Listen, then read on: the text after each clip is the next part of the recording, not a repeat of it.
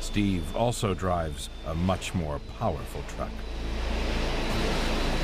This one has a 24,000 horsepower jet engine. It can reach 150 miles per hour in under a quarter of a mile. It's the fastest truck in Europe. But the fastest truck in the world is the Shockwave. This truck is powered by 3 Pratt & Whitney J48 jet engines, producing an incredible 36,000 horsepower. At full thrust, they develop 4 times more power than an F-14 jet fighter.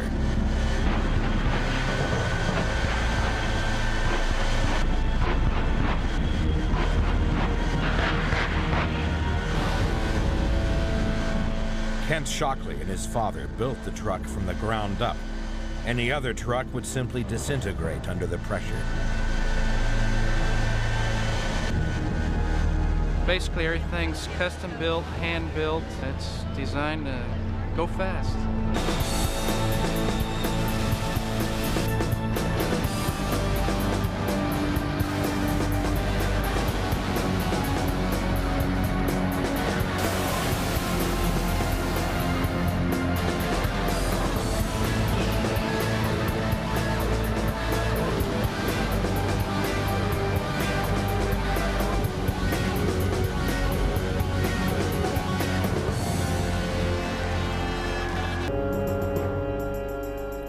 The vehicles were standard road trucks, but fitted with specially designed tires and a separate heater to prevent the diesel from freezing.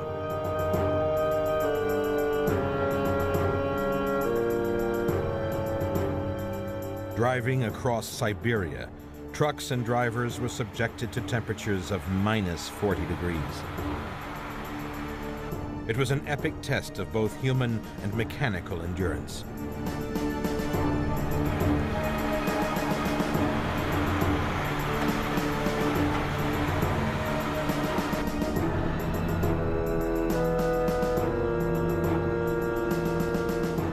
When they reached the Bering Straits, the plan was to drive the vehicles right across the ice, but an early thaw forced them to be airlifted instead.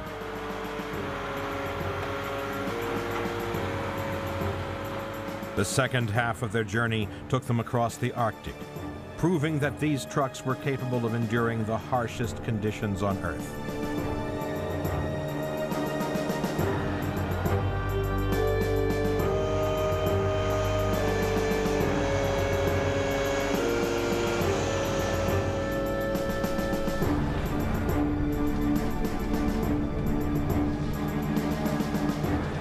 The expedition arrived in New York 4 months after they had begun their epic journey. They had traveled 20,000 miles.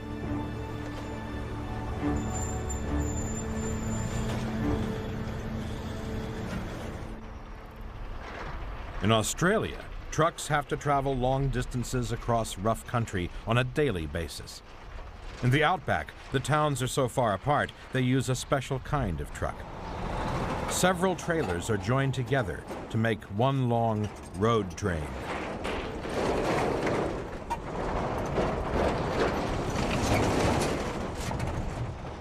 The roads across the outback are straight and empty, perfect for monster vehicles. Here there are few railroads, and only these giant trucks visit the remote mines and farms. Valuable resources are carried by road train from the center of the country to the more populated cities on the coast.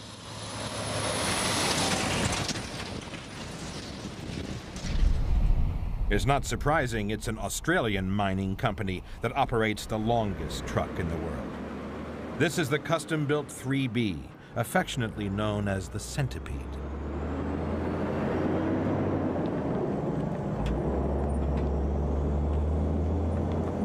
It's a 205-ton, 160-foot-long rig.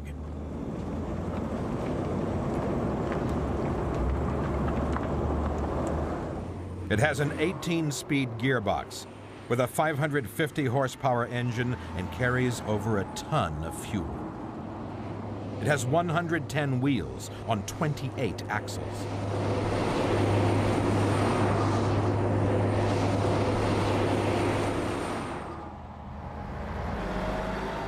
The Centipede transports zinc ore from a mine in the Northern Territories to a port hundreds of miles away. It works 24 hours a day, 7 days a week, and in 1 year it can haul 250,000 tons of ore.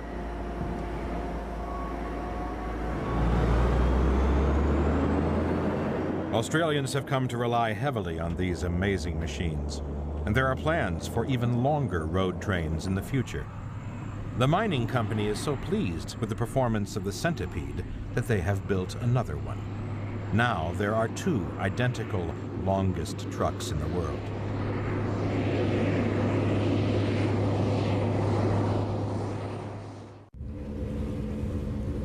But a truck doesn't have to be long to carry large loads. This building weighs 1,790 tons and is 75 feet high. It's sitting on top of one of the most unusual trucks ever built. The Mammoet Company specializes in transporting huge loads. People come and they walk next to something that we're going to move and just say, that's impossible, can't be done, but we can usually do it. They achieve the impossible by using self-propelled modular transporters. These units can be joined together in a variety of configurations, depending on the weight and size of the load. All the wheels can turn 360 degrees, together or separately, so the transporters can drive forward or backwards, sideways, diagonally, even in a circle.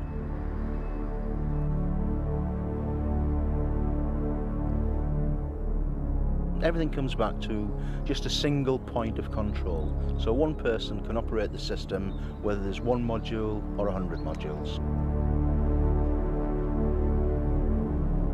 I've worked with a variety of transport systems in my time, but I've never come across anything quite as clever as this. In Malaysia, transporting a 500-ton gas tank 15 miles was one of their more spectacular projects. This gigantic load was hauled by just 1 driver. He has a control box in front of him with 2 joysticks on, and the signals from those joysticks through a series of computers provide the propulsion, the steering, and the jacking up and down of the system.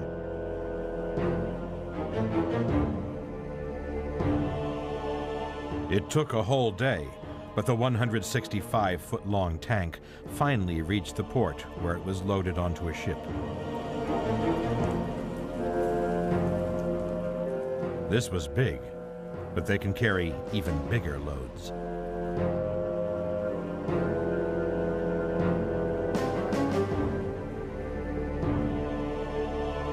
The modular concept and the way that it can be expanded really means that there isn't a limit.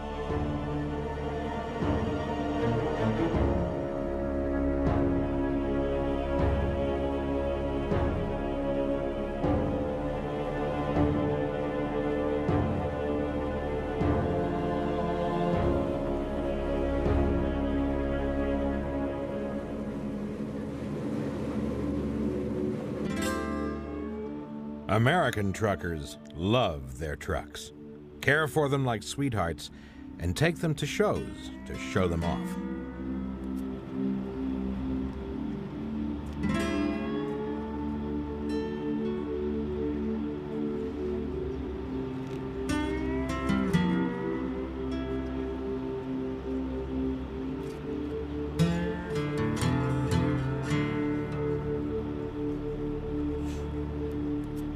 One of these proud truck owners is Todd Job, who lovingly cares for his Peterbilt 379.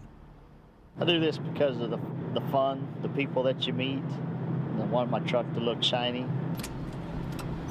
For me, it's just the pride of owning it. If I'm not either working, sleeping, doing paperwork, I'm polishing. Pretty much just doing this as a hobby, still getting to play, but still making money, do what I want to do.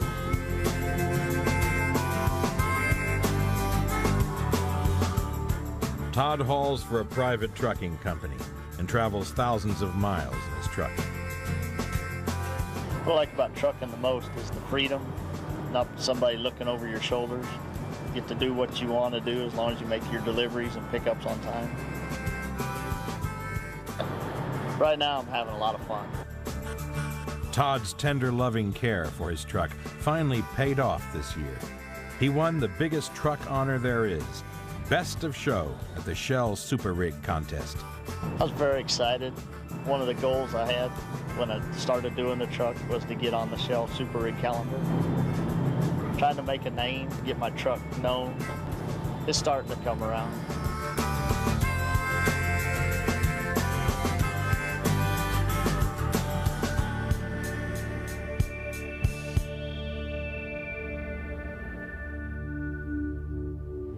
Many trucks around the world are now run on diesel fuel, which provides more power and better fuel economy.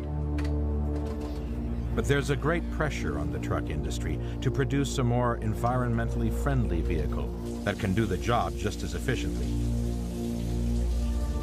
Radical solutions will have to be found because it's estimated that by the year 2000, 900 billion ton miles of freight will be moved each year by trucks in the U.S. alone.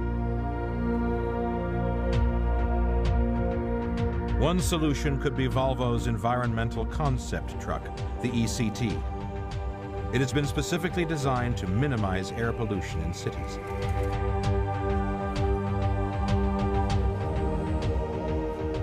It's powered by a gas turbine, like a helicopter, which in turn drives an electric motor. When only minimum power is required, all surplus energy is diverted to batteries for storage.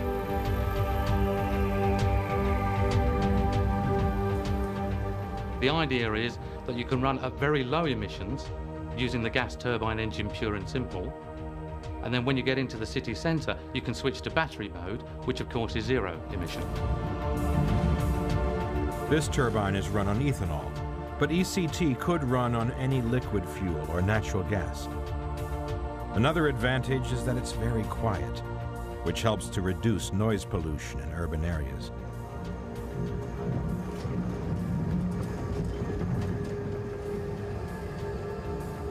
It's almost like a spacecraft, because you just get the whine of the engine going through. You don't get any of the normal noise you would expect with an engine and a gearbox from today's conventional truck.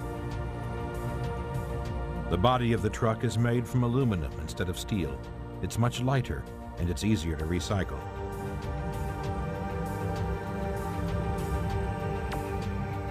The ECT also has front and rear wheel steering, which allows for easy handling. You can in fact park by just engaging the sideways steering action, and the vehicle will crab sideways in alongside the curb. The reality is that ECT may never be manufactured as a production vehicle, but many of the ideas and technologies that it explores will be incorporated in trucks in the next millennium.